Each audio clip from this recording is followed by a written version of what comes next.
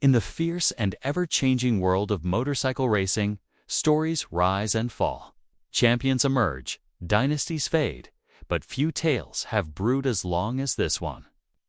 After years of anticipation, things are finally falling into place. Toprak Razgatlioglu, the Turkish sensation who's been rewriting World Superbike records, is finally making his move to MotoGP and standing in his way like the ultimate boss. None other than Marc Marquez, Ducati's frontman, MotoGP's relentless force, and the measuring stick every new challenger must face. But this moment isn't just about a rider moving up a class. It's about redemption, unfinished chapters, and the shot at breaking a 37-year-old barrier. Before diving into the clash itself, it's important to grasp how dominant Toprak has been in 2025 at Balaton Park. During World SBK's first race in Hungary, he claimed the championship's 1,000th race. Fittingly, it marked his third treble in a row. That's 15 wins in one season, including a clean sweep at Donington and another masterclass in Hungary. A weekend to remember. This race meant a lot to me, Toprak said. I won the 800th and 900th races before, so I had to win the 1,000th. I'm really happy. This one was special. The numbers speak volumes. He's on a 9-race winning streak, leads the standings by 26 points ahead of Nicolo Balaga, and has now won landmark races with Kawasaki, Yamaha, and BMW. Despite the pressure, his mindset remains cool. I'm not thinking about the championship. I'm taking it one race at a time, he said. Magny Cours is one of my favorite circuits. I hope we can win there too. Historically, World SBK champions haven't found much success in MotoGP. Only Troy Bayliss and Ben Spies ever managed to win a MotoGP race. Others, Colin Edwards, James Toseland, Neil Hodgson showed potential but couldn't quite close the gap. Some, like Jonathan Rea or Carl Fogarty, never even made the jump. So what makes Toprak different? Timing. Unlike Edwards, who admitted he switched too late, Toprak is arriving with surgical precision. He'll ride for Pramac Yamaha in 2026 with a full factory bike and a vital transitional year to adapt. Yamaha's V4 engine is expected to debut during his rookie year. But even bigger news comes in 2027, when MotoGP switches from Michelin to Pirelli tires, the very brand Toprak has mastered in World SBK. As journalist Matt Oxley observed, the timing of his switch might be perfect. Yet there's one more element. His trusted crew chief, Phil Marin, could join him on the MotoGP journey.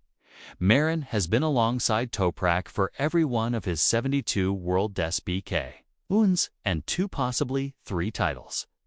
Eugene Laverty, a former MotoGP racer who worked with Marin, says that continuity is vital. Phil listens better than any crew chief I've met, Laverty said. He truly hears the rider. To adapt with a different tire brand, Toprak needs Phil by his side. Still, not everyone agrees. KTM Tech Sen boss Hervé Poncharal warned that bringing a WSBK crew chief might slow the learning curve. If both the rider and the chief have to learn MotoGP together, it could drag things out, he told Moto Review. It's a fair point. Marin hasn't worked in MotoGP for nearly 10 years, and the game has changed. But no one understands Toprak's instincts like he does. That trust could prove more valuable than experience. And now, the showdown looms. Marc Marquez versus Toprak Razgatlioglu. 2 warriors, 2 different legacies. One arena-MotoGP, Marquez, fresh off 5 straight wins following the Brno finale, looks untouchable.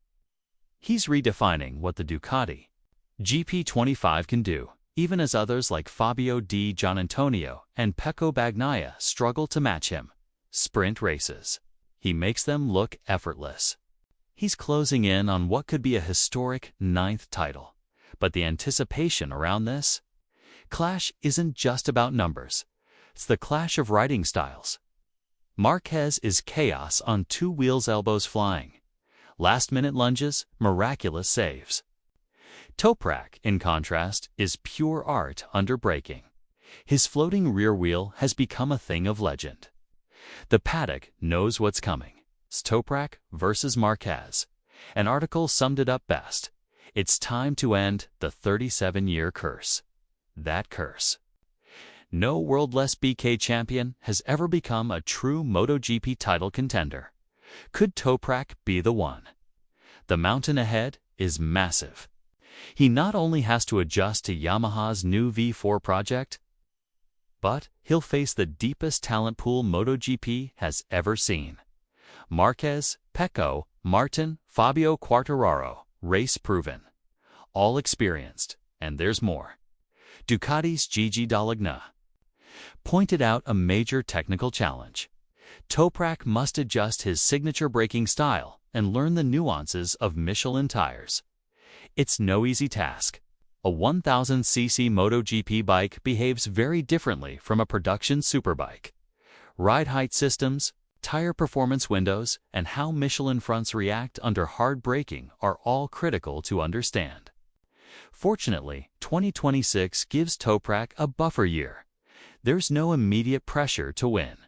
His real shot comes in 2027, when the bikes drop to 850cc and Pirelli becomes the standard tire, just like in WSBK. The danger, mismanaging this adjustment. Period. Poncharel's warning makes more sense here. In MotoGP, knowing how to handle electronics, data, and setups under relentless pressure can make or break a career. A bad debut season could kill his momentum before the real window opens. As for teammates, Pramac hasn't locked in who will ride alongside Toprak.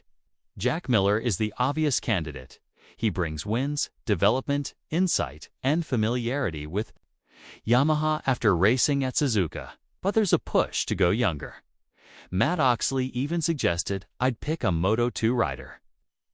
Someone like Manu Gonzalez, the current Moto2 points leader, could be a smart, long-term play. A Toprak-Manu duo could future-proof Pramac heading into the post-2027 regulation shakeup.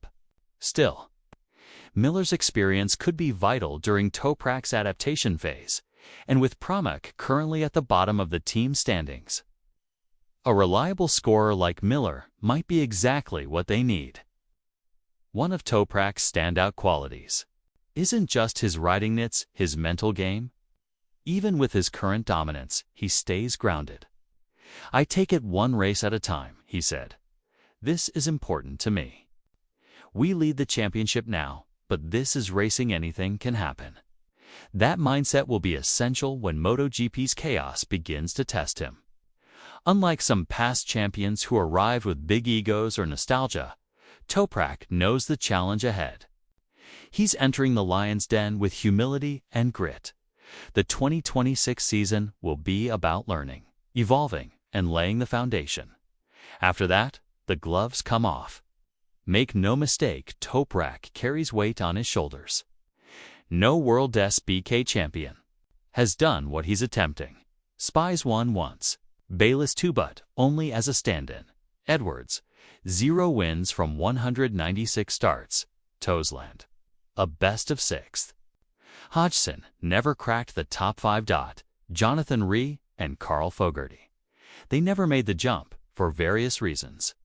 Cal Crutchlow is the exception, with 3 wins, but he only raced 1 year in Superbike. Now we may finally witness someone rise not as a guest, but as a serious contender. Toprak has the credentials, a soon-to-be Triple WSBK champion, a winner of milestone races, a fearless, adaptable rider. He has the Team Pramac Yamaha with full factory support. He might have Phil Marin by his side, and by 2027, he'll be back on his trusted allies. The puzzle pieces are falling into place, and somewhere across the pit, lane or even beside him on the grid, Marc Marquez will be watching. This isn't hype. This isn't fiction. Toprak Razgatlioglu's Move to MotoGP might be the most exciting crossover in years because it actually makes sense. But it's also a massive risk. If he pulls it off, he crushes a decades-old wall and earns his place among MotoGP's legends. If he doesn't, he'll become just another what-if in racing history. But one thing's for sure, Toprak versus Marquez is inevitable. And for the first time in a long time, both MotoGP fans and Superbike supporters are looking toward the same future. Because maybe, just maybe, Toprak Razgatlioglu is the man who can change both games.